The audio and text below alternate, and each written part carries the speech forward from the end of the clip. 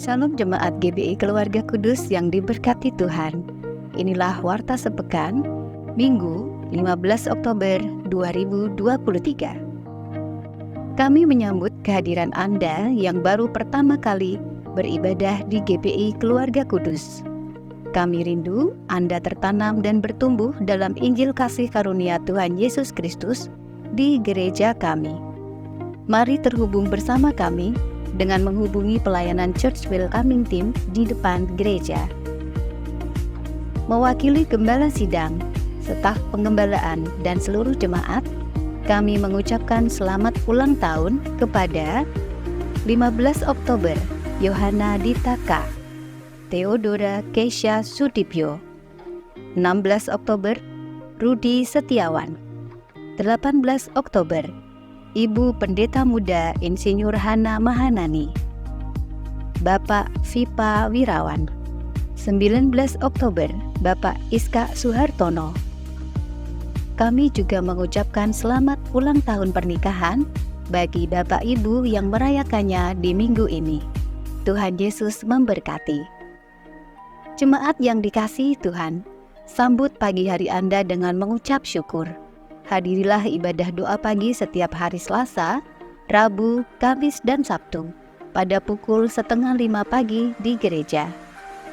Youth Hero of God, mari pemuda yang luar biasa, kita bertumbuh menjadi anak panah yang luar biasa dalam ibadah setiap hari Sabtu, pukul 4:30 sore di aula gereja.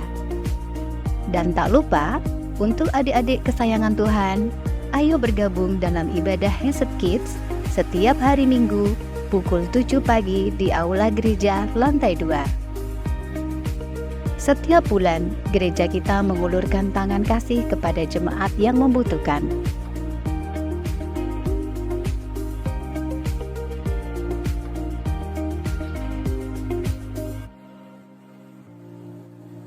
Puji Tuhan, minggu ini kita dapat menjadi berkat bagi kota kita lewat Minggu Berkat.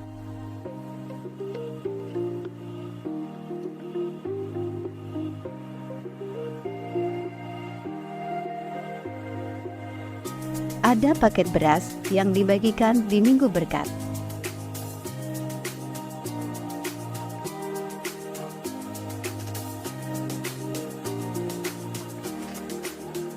Mari bergabung bersama kami menjadi berkat bagi sesama lewat amplop tangan kasih. Pelayanan gereja. Bagi jemaat yang ingin menyerahkan anak, dimohon mendaftar 1 bulan sebelumnya kepada sekretariat. Bagi Anda yang membutuhkan pelayanan pemberkatan pernikahan, dimohon mendaftar 4 bulan sebelumnya kepada sekretariat. Dan bagi jemaat yang membutuhkan pelayanan doa, kunjungan, dan konseling, dapat menghubungi nomor pastoral kami di 0852 8181 6776. Demikian warta minggu ini, dan dukung selalu sosial media kami di YouTube, Instagram, TikTok, dan website GBI Keluarga Kudus. Saya Novi, selamat hari Minggu, Tuhan Yesus memberkati.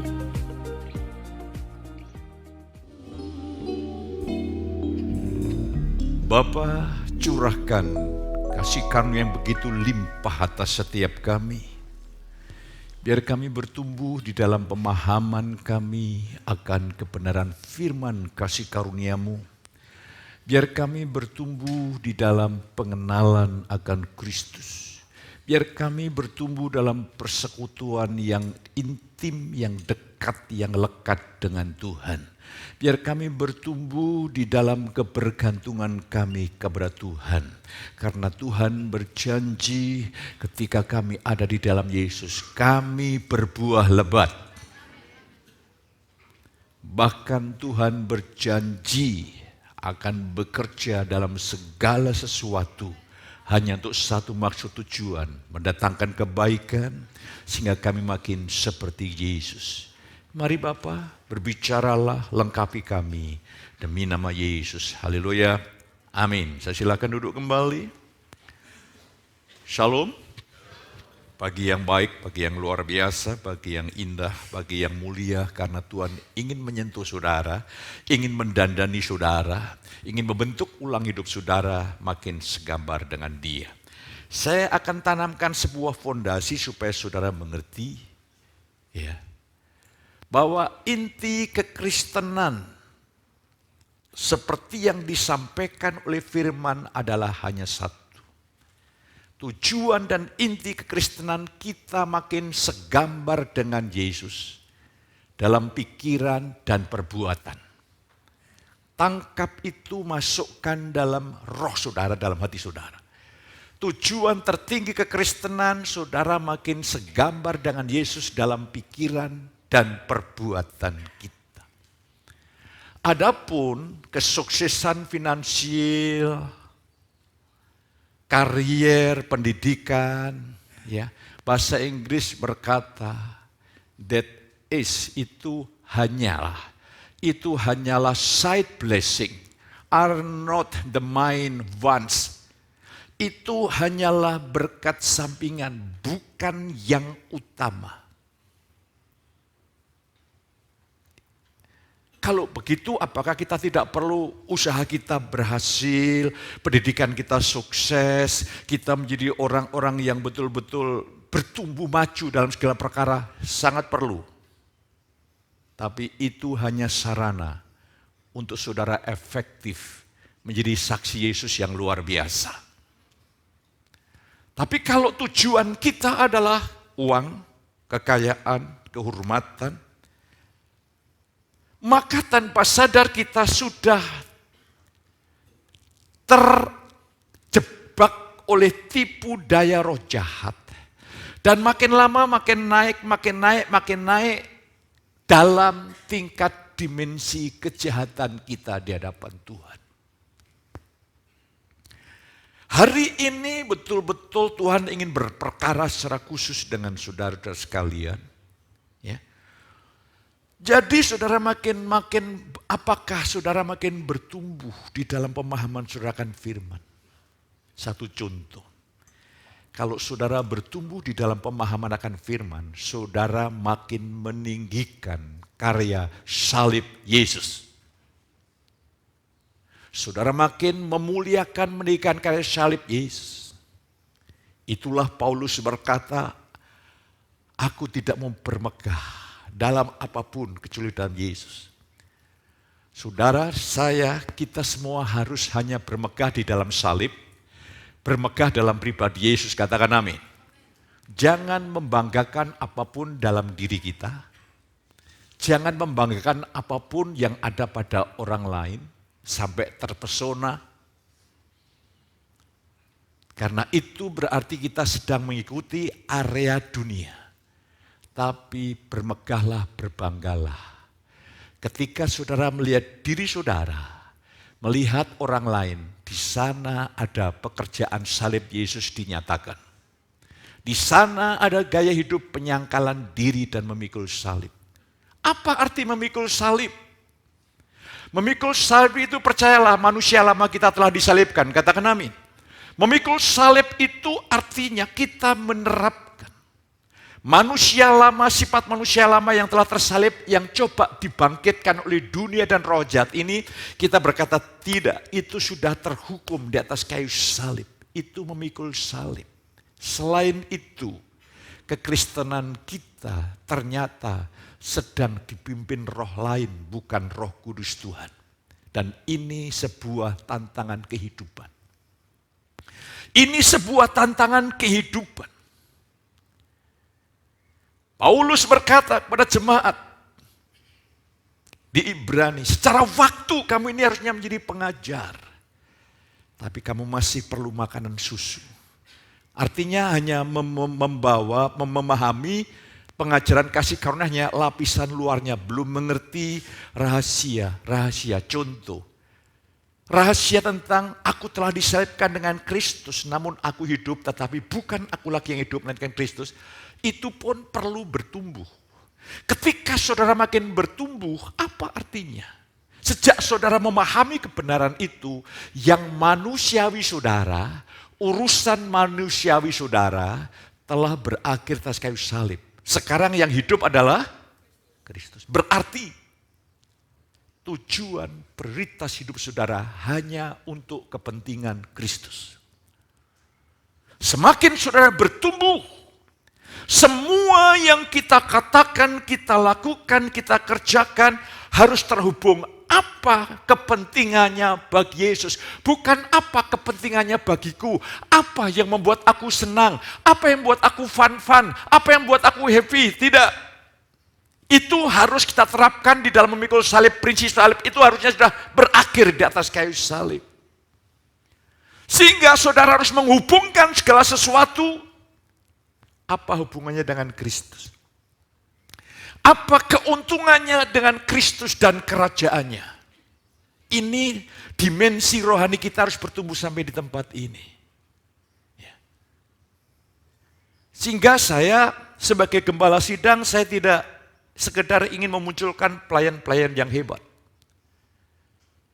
Tapi saya ingin memunculkan pelayan-pelayan yang hidup dari ketaatan. Karena apa? Saya harus bertanggung jawab dengan Kristus. Saya berdoa supaya saudara makin bertumbuh. Makin bertumbuh dan makin bertumbuh. Saudara makin menghormati salib. Menghormati pribadi Yesus yang luar biasa. Dan saudara menghayati hidup. Aku telah tersalib. Aku telah tersalib. Bukan aku lagi melainkan Kristus. Lah, dunia roh jahat ingin memunculkan aku, kita muncul. Semua stimulus rangsangan dari dunia ini ingin memunculkan sifat lama kita. Ya. Kalau boleh saya bahasakan agak kasar, sikap kesombongan, sikap arogansi, ya, sikap ingin hebat, ingin dipuji. Ini sebetulnya tujuan iblis ingin memunculkan sifat lama, sehingga tanpa sadar kita sedang merendahkan Yesus. Maka saudara harus betul-betul, kalau jadi orang Kristen, bertumbuhlah total.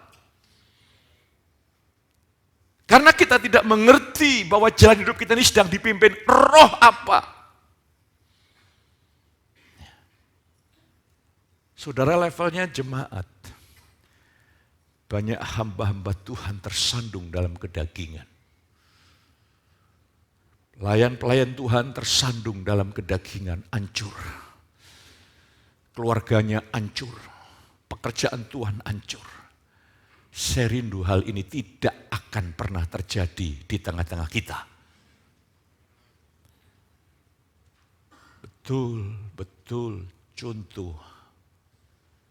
Saudara makin diberkati Tuhan, yes, tapi ingat itu hanyalah berkat sampingan. Sampai berkat itu mulai mempengaruhi hidup saudara, saudara mulai mempengaruhi cara berpikir saudara.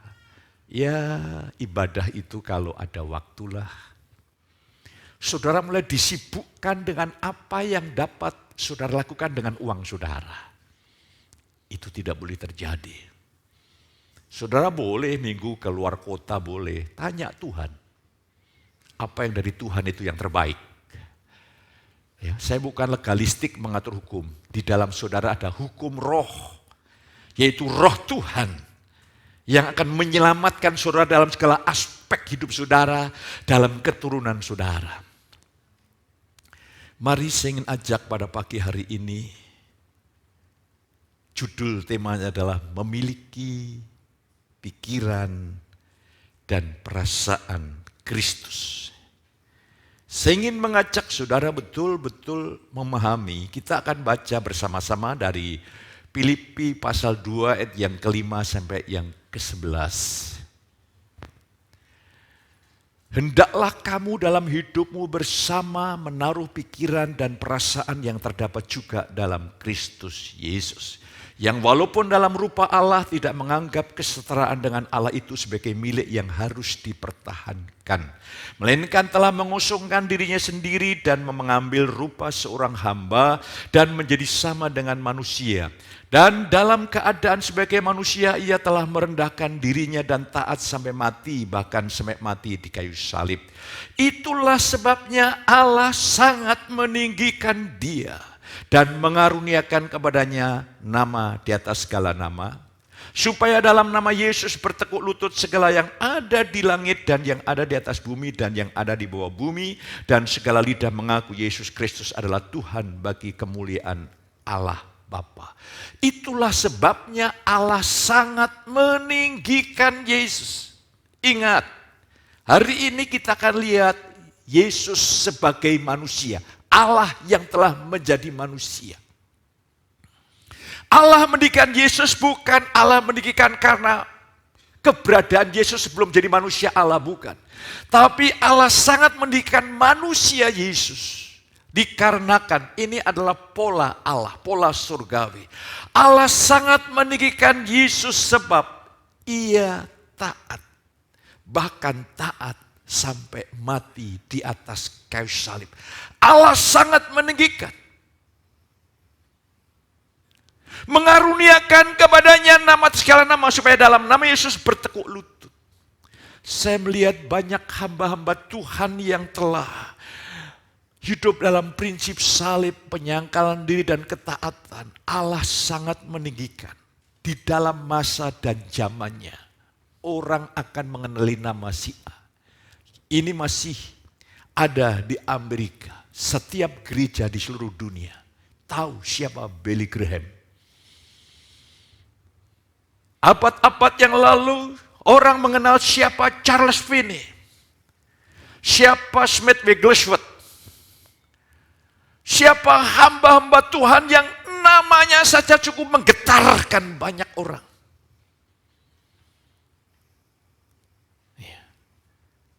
Dan saya rindu, saya doa saya begini, Bapa, buatlah hatiku sepenuhnya hanya bagi Yesus. Tidak tersisa sedikit pun. Saya ingin sejarah ilahi tercipta, terbangun selama aku hidup. Ini orang yang sedang bertumbuh dan dipimpin Roh Allah itu beda pengejarannya, saudara. Saya ingin mengajak hari ini, kita melihat itulah sebabnya Allah sangat meninggikan Yesus di tempat yang teragung, termulia. Pola yang sama kalau saudara saya menerapkan, memiliki pola pikir Kristus dalam hidup ini. Dan saudara makin segambar, sepola dengan Yesus dalam pikiran dan tindakan, Allah meninggikan saudara. Dalam perjanjian lama, Allah sangat meninggikan Daud. Walaupun Daud bukan orang sempurna, tapi orang yang punya hati yang suka melakukan kehendak Allah. Dia katakan, sepanjang hidupku aku ingin memuliakan Tuhan. Dan Allah sangat meninggikan, dan Allah pernah berkata kepada Daud, karena kamu, keturunanmu akan menjadi orang-orang besar. Karena kamu Daud, akan muncul raja-raja di bumi ini. Ini Allah berkata kepada Daud yang notabene kita melihat sejarahnya tidak sempurna 100%. Tapi Daud hidup di dalam anugerah Tuhan. Apakah saudara tidak rindu?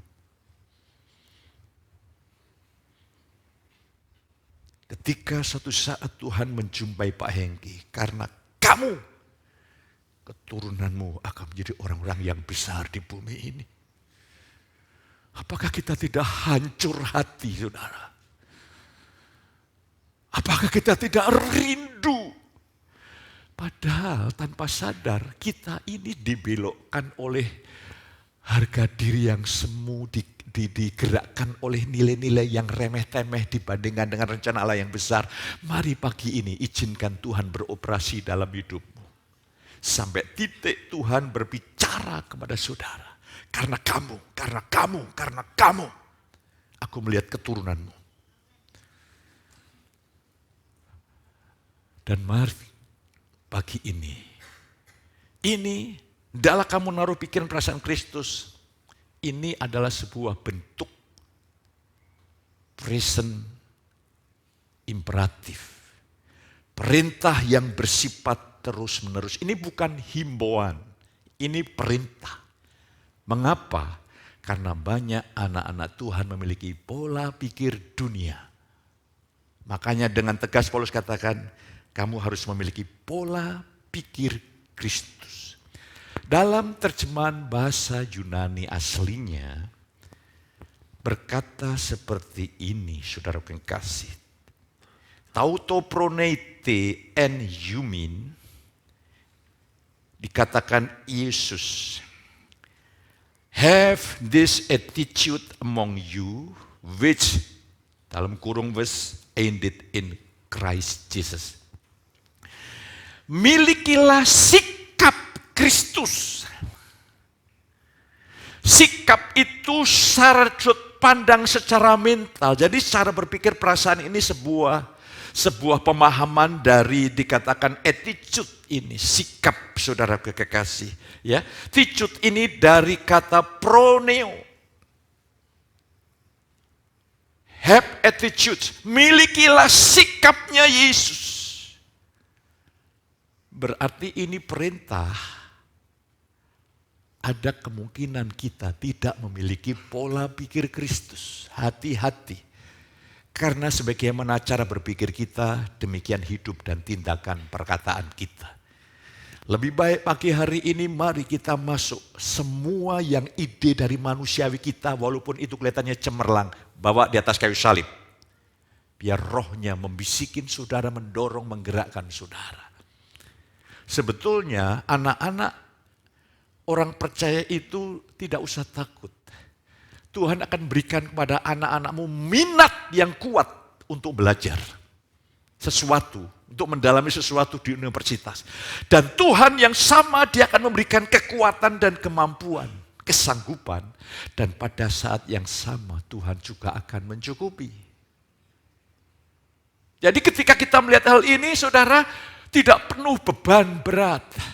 Saudara seperti khotbah saya 2 minggu, 3 minggu yang lalu. Bersukacitalah senantiasa. Percayalah. Kalau Tuhan di luar beda, Tuhan itu di dalam anak-anak saudara. Nah hari ini saya ingin ajak saudara, saya ingin bedah. Kita dipanggil untuk meneladani Kristus dalam hidup kita. Seperti apakah sikap Yesus, pikiran dan perasaan yang ada pada Yesus.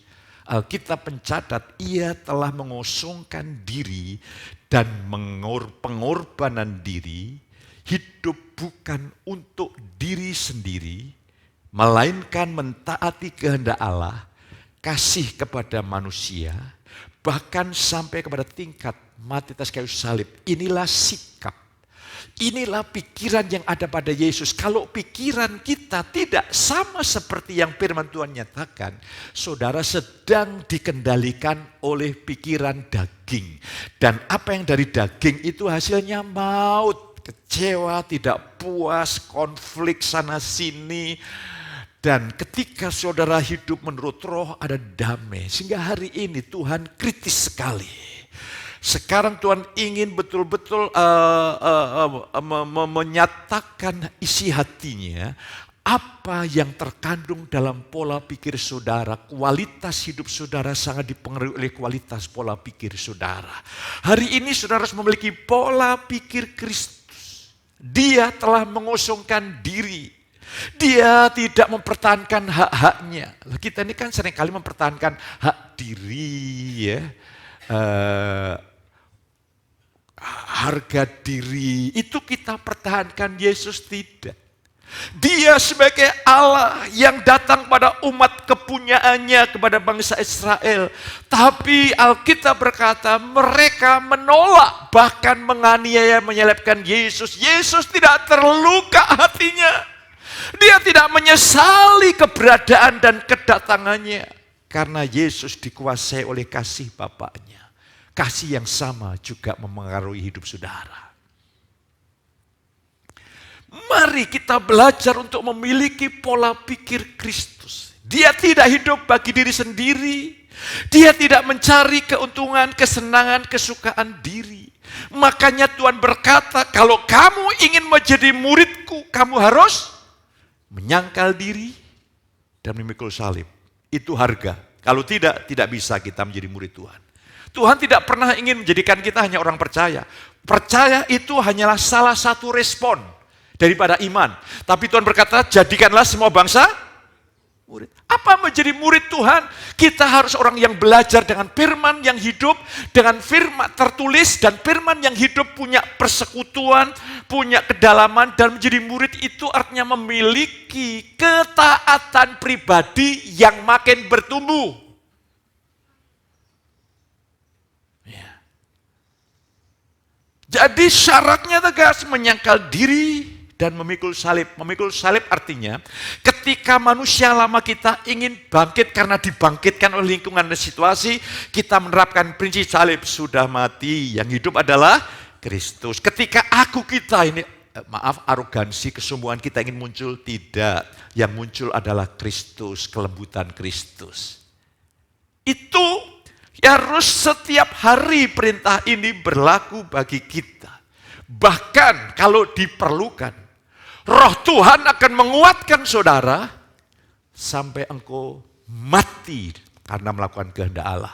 Dan itu ada dalam desain Allah, kekuatannya, kuasanya. Ini panggilan kita. Ini membutuhkan keseriusan saudara. Ini tidak bisa kita hanya sekedar ketemu say hello. Tidak bisa. Ini orang yang serius. Maka saya menekankan para pelayan-pelayan Tuhan. Kalau pagi saudara tidak bisa ibadah karena ada sesuatu, ibadah sore harus. Untuk apa? Untuk saudara. Kalau tingkat level pelayan tidak mendalami firman, nanti menjadi troublemaker. Punya ide begitu di stop, mengganggu. Pak Petrus sekarang sudah berbeda. Ya berbeda karena mengalami pertumbuhan rohani loh. Dulu kok sifatnya Petrus kok sekarang berbeda? Ya berubah. Kalau saya tidak berubah berarti tidak bertumbuh. Mari saya ingin mengajak hari ini kita akan melihat sebuah prinsip kebenaran.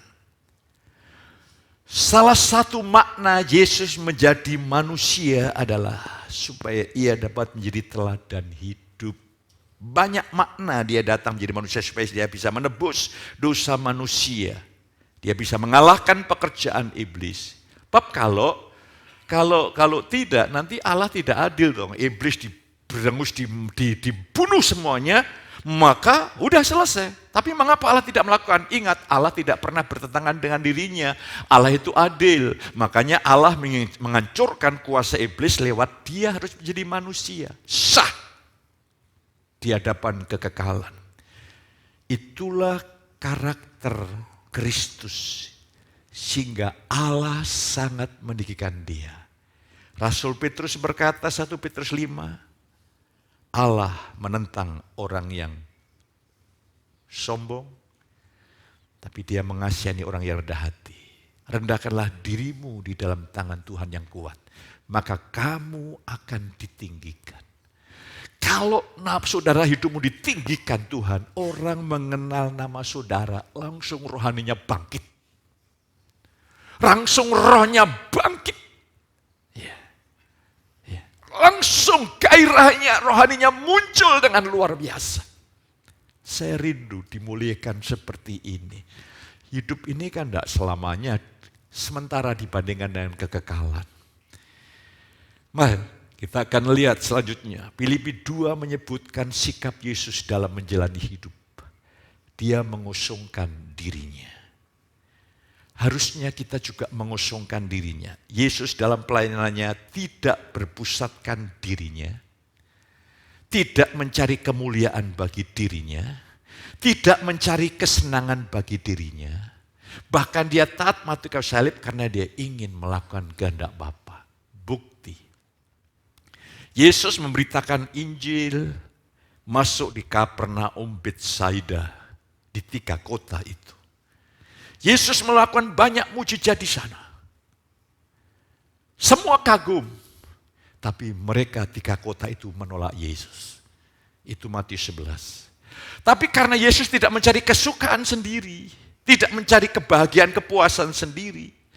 Di dalam Matius 11:25 doa Yesus dahsyat. Dia tidak merasa terluka, tertolak, tidak ada itu. Itu terluka, tertolak itu sifat lama, tapi bersyukur sudah disalibkan. Apa yang dilakukan Yesus? Bapa, aku bersyukur kepadamu. inilah yang berkenan di hadapan Engkau. Engkau menyembunyikan rahasia ini bagi orang yang bijak, merasa pandai. Mereka bahkan menolak aku bersyukur. Karena itu yang berkenan di hadapan Allah. Jadi seluruh jemaat di tempat ini, kalau saudara belum bisa menangkap kebenaran yang saya bagikan, saya tetap bersyukur karena misteri ilahi Allah menyembunyikan rahasianya bagi orang yang merasa bijak, merasa pandai, ya, mencoba untuk menganalisa dengan hikmat duniawi. Allah sengaja menutup rahasia itu. Lah karena saya itu tidak berseberangan dengan Bapak, saya tetap bersuka cita. Loh kalau ada orang dengerin khotbah tidak bertobat, ya memang begitu harus terjadi. Dan saya tetap bersyukur. Seandainya orang rendah hati dengerin khotbah saya, pasti berubah. Pasti berubah. Jadi saya ingin betul-betul makin hari, saya makin betul-betul Tuhan, aku ini kan alat yang hanya ingin menyenangkan Engkau. Dan Yesus bersikap sebagai hamba. Dia merendahkan dirinya, bahkan taat mati atas kayu salib. Sampai di atas kayu salib, saudara, seringkali harga diri kita ini yang perlu kita bawa ke salib. Saudara banyak ditipu oleh harga diri yang palsu. Dulu saudara bisa mengerjakan pekerjaan Tuhan, mengapa sekarang tidak? Ya. Saya bersyukur. Ada satu yang meresponi di doa pagi, hati saya melonjak. Ya, saya sudah resign ya, sudah pensiun. Dan saya pernah bilang, pensiun adalah waktu yang banyak untuk Tuhan. Ikut doa pagi, meresponi. Saya bicara terus terang aja. Yang lainnya, yang menghentikan saudara tidak mau datang, tanpa sadar karena konsep dan pola pikir. Saya berdoa dengan penuh belas kasihan karena apa? Saudara ini sedang berperang di dunia ini. Sedang berperang hebat tanpa saudara sadari. Bukan saya pengen nanti doa pagi banyak, wah Pak Petrus terkenal. Dijauhkan dari hal itu. Saya ingin memperkaya saudara di dalam kerajaan Allah. Saya ingin engkau kaya raya di hadapan Allah. Sekalipun di dalam dunia aku bukan menjadi konglomerat, seandainya engkau tetap memiliki pengharapan kaya di hadapan Allah. Tidak ada yang lain. Kebanggaan, kemegahan diri sudah kita selesaikan di atas kayu salib. Kristus merendahkan diri. Itulah sebabnya Allah sangat meninggikan dia. Kan firman-Nya begitu, barang siapa merendahkan diri, ya kan ditinggikan. Hati-hati saudaraku. Berkat itu bisa membuat engkau makin efektif untuk Tuhan. Tapi berkat itu bisa menjauhkan engkau dari Tuhan loh, kalau engkau tidak penuh hikmat. Ya, dengan berkat Tuhan, dengan saya belajar, dengan saya mendalami, ya, nanti hari Senin saya suruh bicara di kalangan para hamba-hamba Tuhan. Nanti minggu depannya lagi saya bersama pendamping, bersama rekan ke Mentawai, ditantang berapa minggu Pak Petrus? 2 minggu saja. Wah, di sana enak Pak Petrus. Nanti kita sewa itu villa di tepi pantai sambil menikmati, ya itu omongan level hamba Tuhan. Ya kita kan harus menjadi penikmat hidup, bukan hanya melayani. Saya bilang oke, itu memang jiwa saya, petualang seperti itu, adventure seperti itu. Dan saya bersuka cita, saya bersembira makin hari harusnya makin efektif dipakai Tuhan. Terus ketika pemahaman kita tentang aku tersalib bersama Kristus, aku telah disalibkan bersama Kristus dan tahu, paham, makin paham, dan semakin dalam, maka dalam praktik hidup sehari-hari, saudara dan saya makin menunjukkan gaya hidup menyangkal diri, dan keserupaan dengan Kristus, yaitu menyangkal diri, menyangkal pencarian kesukaan diri, kehormatan diri, dan pada saat yang sama hanya ingin mentaati kehendak Bapa.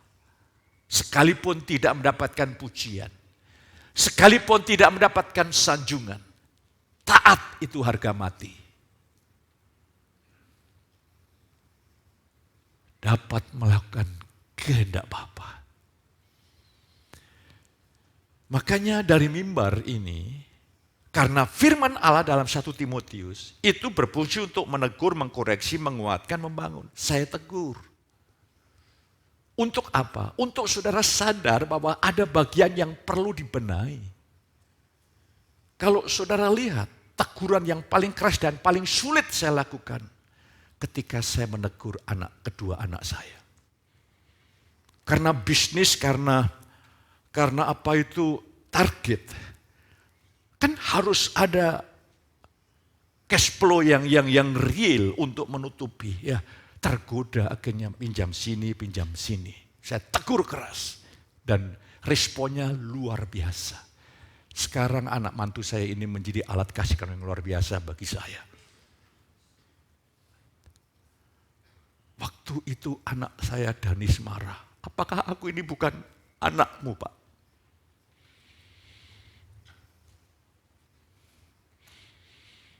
Tapi saya tahu makin lama dia makin mengerti bahwa bapaknya mempersiapkan jangka panjang untuk pekerjaan Allah yang besar. Saya melihat ya,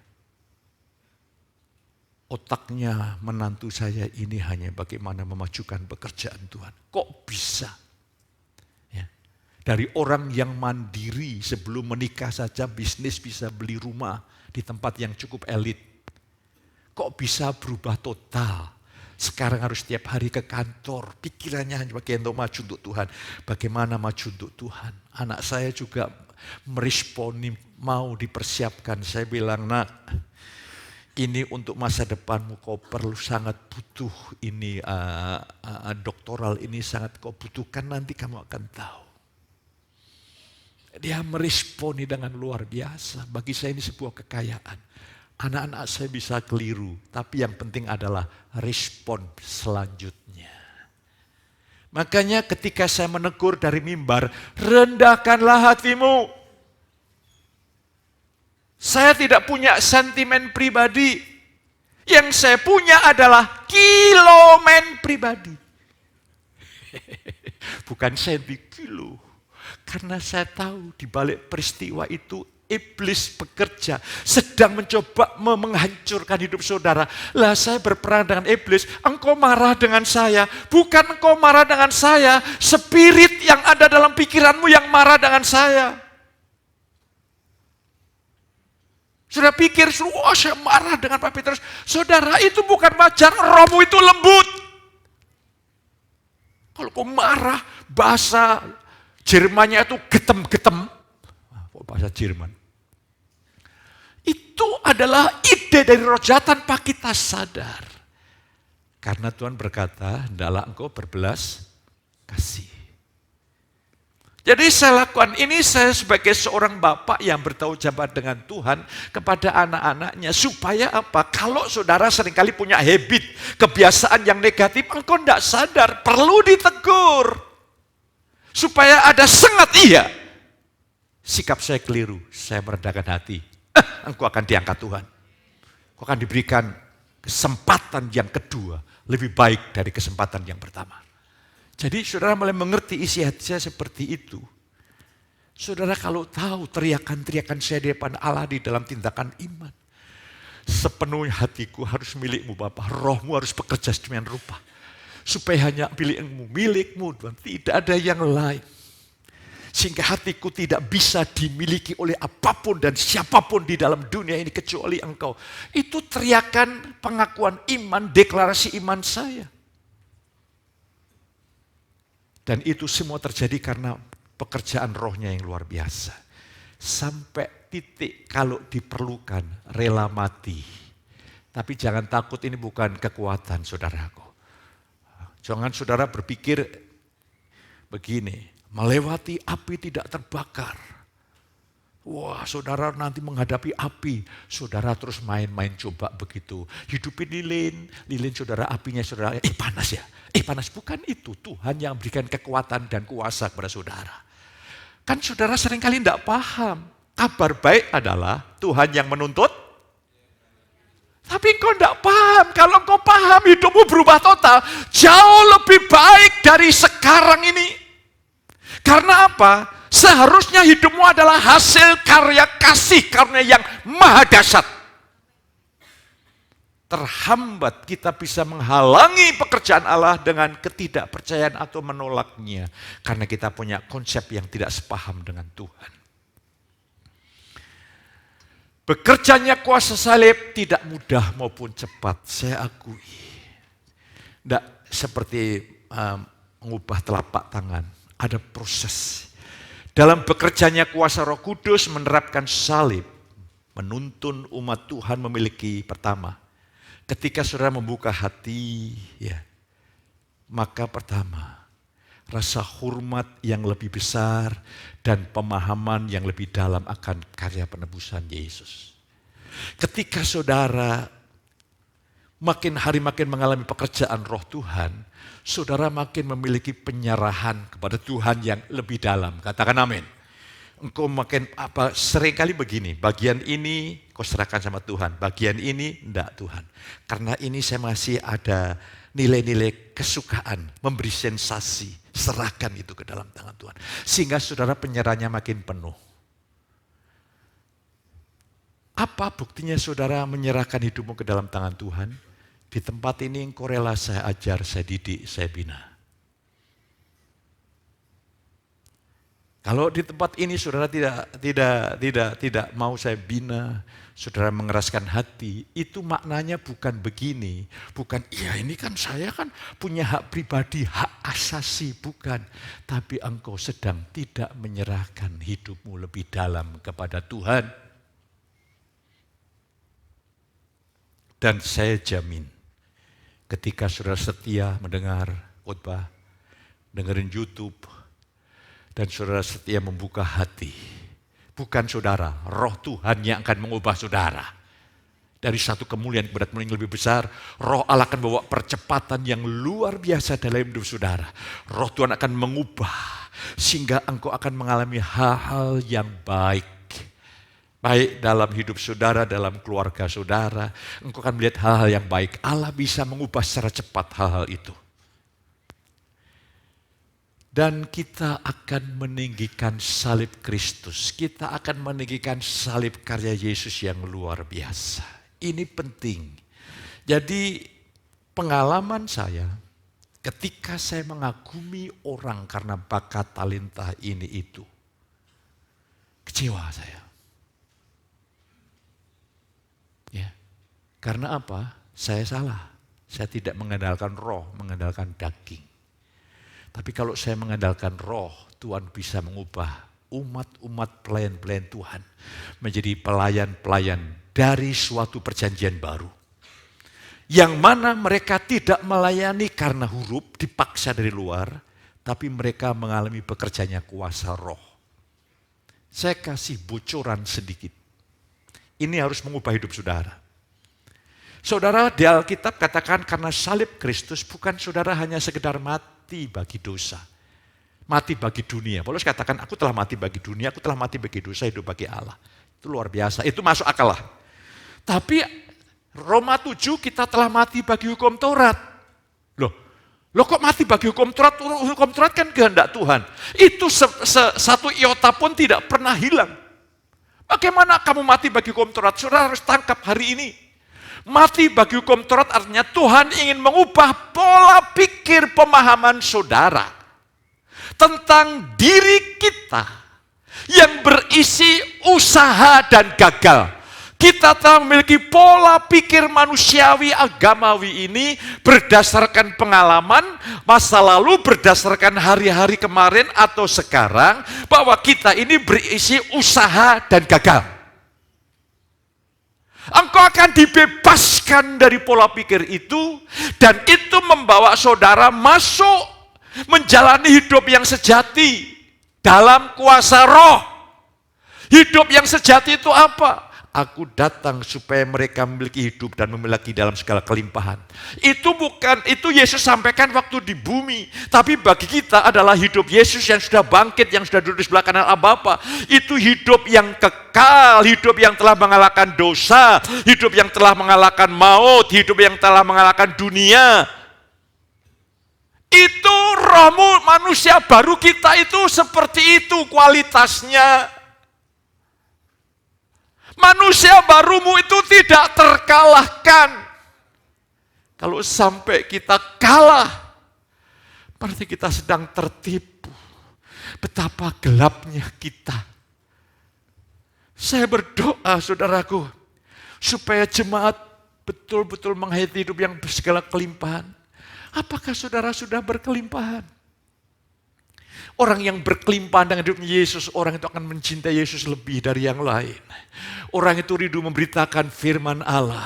Orang itu rindu membawa berita kabar baik. Orang itu pasti berjuang gigih di kebun anggur Bapa. Orang itu tidak pelit dengan waktu bagi kebun anggur Bapa. Itu orang yang berkelimpahan. Nggak bisa saudara, ini bukan teori. Kamu melihat pohon dari buahnya. Jadi saya dorong, saya doa, saya dobrak saudara. Supaya saudara tidak kecewa di kemudian hari atau di dalam kekekalan. Saya tidak ingin saudara sampai titik tertentu ini belum mengalami kematian ya. Saudara melihat masa lalu saudara, aku kecewa. Mengapa aku tidak sungguh-sungguh dari dulu? Ini gara-gara konsep pikirku yang keliru. Aku memiliki sudut pandang yang keliru dengan gembalaku. Aku seringkali membawa gengsi dan harga diriku yang telah menyesatkan aku itu di dunia. Lah nanti kalau sampai kita ketemu pengadilan Kristus, Kristus buka semuanya. Memang dosa kita telah diampuni. Tapi kita tidak mendapatkan reward pujian apa-apa dari Sang Raja. Itu lebih menyesal lagi. Maka di Alkitab, di surga, Tuhan menghapus apa? Air mata. Mari, hari ini kata Daud, kalau kau mendengarkan firman, jangan keraskan hatimu. Sesalah-salahnya saudara, kalau engkau merendahkan hati, itu ada masa depan. Ya. Yang tidak memiliki masa depan adalah saudara salah, tapi tidak merasa bersalah. Dan akhirnya kalau saudara salah, merasa tidak bersalah, yang salah siapa? Pendetanya. Pendeta. Tapi saya tidak apa-apa. Saya akan makin banyak berdoa untuk saudara. Jadi mari kita akan lihat selanjutnya. Itulah sebabnya Paulus tidak mau membanggakan apapun selain bermegah dalam Kristus Yesus. Saya ingin ajak saudara melihat. Tetapi aku sekali-kali tidak mau bermegah selain dalam salib Tuhan kita Yesus Kristus. Sebab olehnya dunia telah disalibkan bagiku dan aku bagi dunia. Dalam terjemahan yang lain dikatakan, aku tidak mau membanggakan apapun kecuali Yesus. Karena kecuali salib Yesus. Lewat salib Yesus aku telah mati bagi dunia dan dunia tidak berarti apa-apa bagiku. Mari betapa bahagianya kalau hatimu tidak dipikat oleh hal-hal yang ada dalam dunia ini. Engkau orang yang paling merdeka sehingga engkau memiliki berkat, memiliki kekayaan, memiliki sahabat. Tanpa mereka mengikat hati kita.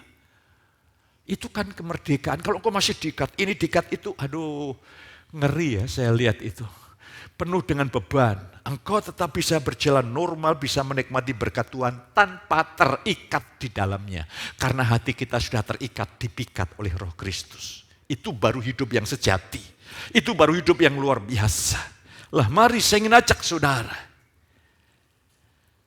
Biarlah kebenaran ini meresap dalam hati dan menerapkan dalam hidup. Pertama, kita tidak lagi tergoda bangga dengan keberadaan manusiawi kita. Kita ini seringkali punya paradigma yang salah cara berpikir. Aku lumayan lah ya, aku lebih baik daripada itu. Bahkan sebetulnya kalau jujur, aku ini lebih baik daripada gembalaku kok. Saudara kadang-kadang. Haleluya. Mari kita ingin jelaskan. Kita juga tidak mau membanggakan keberadaan orang lain. Jadi jangan mudah terikat dan terpikat. Ya. Tapi saudara, kita harus menghormati dan meninggikan salib Kristus. Kita hanya bermegah ketika melihat diri kita ada dalam prinsip menyangkal diri memikul salib. Saya akan bermegah ketika melihat karya salib di dalam hidup saudara. Titik. Sehingga saya objektif, tujuan motivasi saya adalah untuk kebaikan saudara.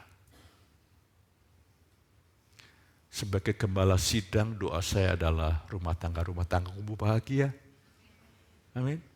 Maka saya tidak ingin sedikit pun punya tujuan merusak rumah tangga saudara, tidak ada itu.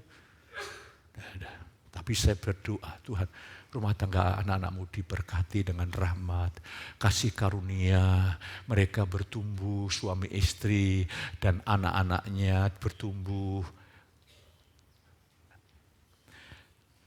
Karena apa? Inilah suara roh. Ya sebetulnya menyangkal diri memikul salib itu jalan berkat. Katakan amin. Menyangkal diri itu jalan berkat. Karena diri kita ini sekali lagi udah rusak parah. Bukan lumayan. Ingat, dirimu itu bukan lumayan lebih baik daripada yang lain. Itu udah rusak parah, tidak bisa ditolong kecuali disalibkan. Itu rusak parah saudaraku karena dosa Adam. Sadari itu. Makanya saudaraku, saudara jangan dibelenggu oleh pemikiran pribadi, pendapat pribadi, ide pribadi. Bawa ke atas kayu salib. Engkau mulai mendengarkan suara Tuhan, firman yang dihidupkan. Ya. Contoh.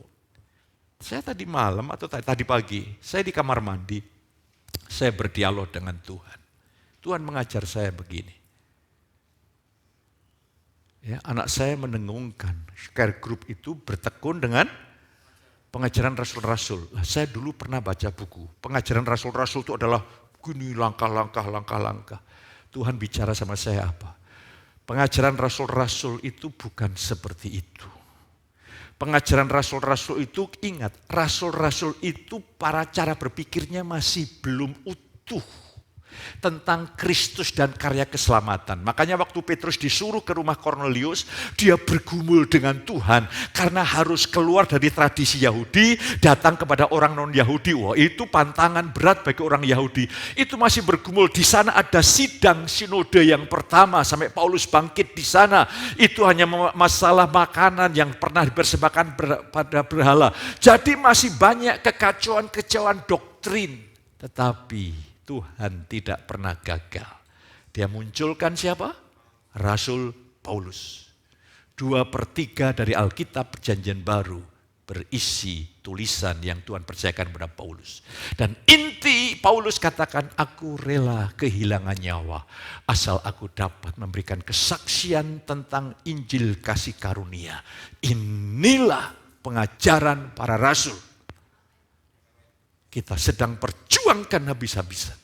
Dan mengapa saudara tidak mengalami perubahan? Kok tidak paham, kurang bertumbuh. Kalau saudara berkata Tuhan yang menuntut, Tuhan yang menggenapi, ketika saudara percaya, Tuhan bekerja. Jadi kalau Tuhan belum bekerja, yang muncul adalah kemanusiaan, berarti kita disebut orang beriman kurang percaya. Hanya itu aja, sesederhana itu aja.